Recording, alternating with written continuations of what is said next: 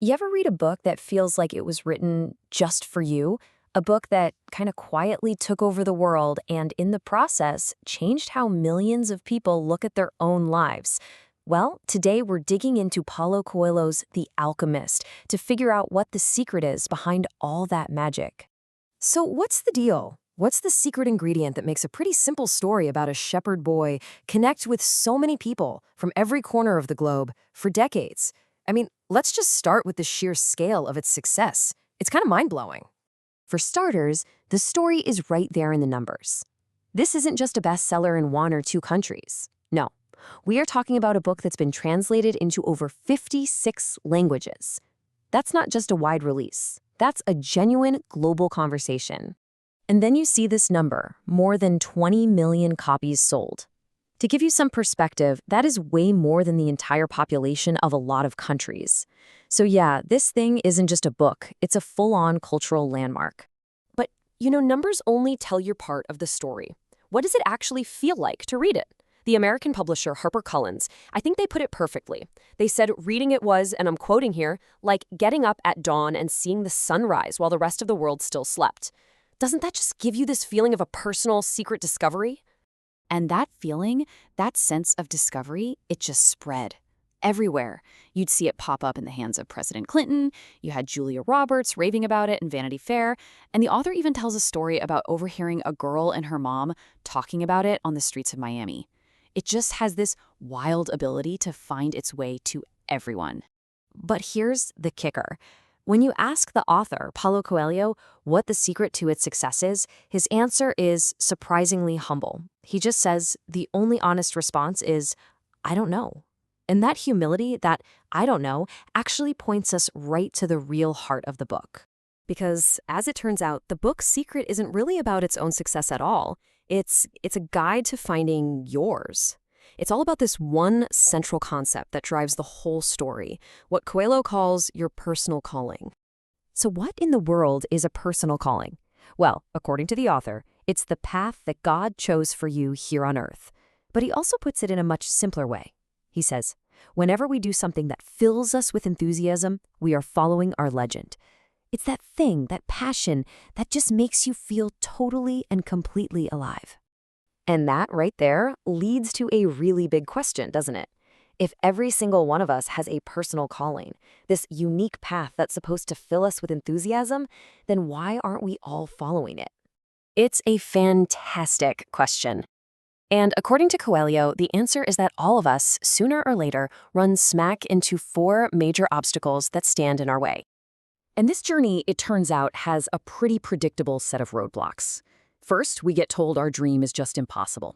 If we get past that, then we face the fear of hurting the people we love.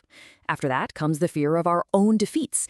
And finally, in this kind of cruel twist, we come face to face with the fear of our own success. Let's break these down one by one. Okay, so obstacle number one. It all starts when we're kids. We're told again and again that what we really want to do is impossible, it's impractical, it's just a dream. And over the years, our true personal calling gets buried under all these layers of prejudice and fear and guilt until we can't even see it anymore. But let's say you do it. You manage to dig up that dream from under all that junk. That's when you hit the second obstacle, love. You finally know what you want, but now you're absolutely terrified of hurting the people around you by abandoning everything you know to go chase it. And if you can somehow navigate that emotional minefield, you finally start walking the path. And then you fall. You fail. This is obstacle 3, the fear of defeat. And this one hurts because you've put everything on the line for this dream. You can't just pretend you didn't really want it. You know you did. But there's a secret to getting past this fear. As the author writes, the secret of life, though, is to fall 7 times and to get up 8 times. It's all about resilience, right? Just getting back up. And this leads us to maybe the most surprising and the most dangerous obstacle of them all. After all that struggle, after all those falls, when your dream is finally within your grasp, you face the fear of actually getting it. You look at everyone else who failed along the way, and you start to feel this nagging guilt, like maybe you don't really deserve to succeed. So those obstacles are the why we often don't follow our calling. But what does this actually look like? Well, the book gives us the perfect example in its main character, the shepherd boy Santiago. He faces this exact choice right at the start of his story. He's staring down two totally different paths. On one side, you have his parents' dream for him: become a priest, be a source of pride for the family, live a stable, predictable life in one place. But then, on the other side, you have Santiago's dream: see the world, know other castles, travel. It's that classic battle between what's expected of you and what you're truly called to do. And in this amazing moment of courage, he just makes his choice. He tells his dad he doesn't want to be a priest, he wants to travel. His father explains that only shepherds get to travel. And Santiago, without missing a beat, just says, well, then I'll be a shepherd. And here's the most beautiful part of that little story. His father gives him his blessing. Why? Because, as the book says, he looked into his son's eyes and saw the exact same desire to see the world that he had been forced to bury deep inside himself decades ago. It's just this universal human longing. And this powerful idea of seeing our own buried dreams reflected back at us in other people brings us to one final, really surprising lesson from the book's prologue, a completely different take on the old story of Narcissus.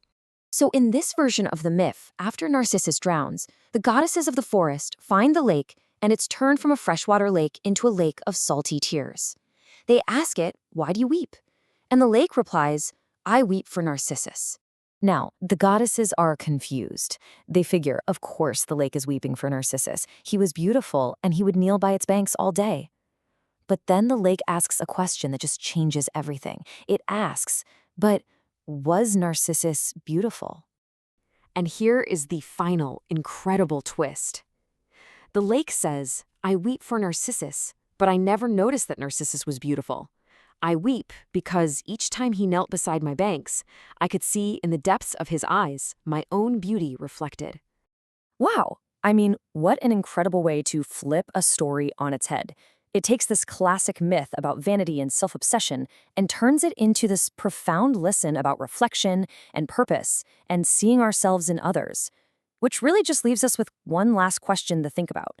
As you go out and follow your own path, your own personal calling, whose beauty are you reflecting for the world to see?